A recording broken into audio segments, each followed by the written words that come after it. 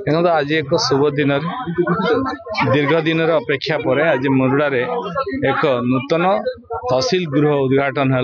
यह एक मुरुडा अंचल मुरुडा ब्लॉक मुरुडार भाई भौणी मान एक शुभ खबर और यहाँ समस्त गोटे आनंदर विषय अच्छी।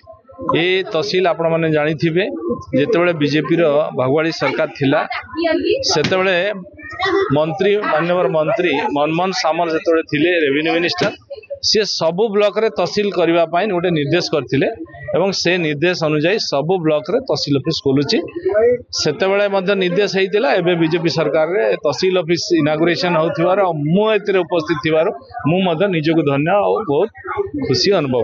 धन्यवाद। OIFESN fire and safety institute बड़ बड़ शिल्पानुष्ठान गढ़ंतु निजर भविष्य।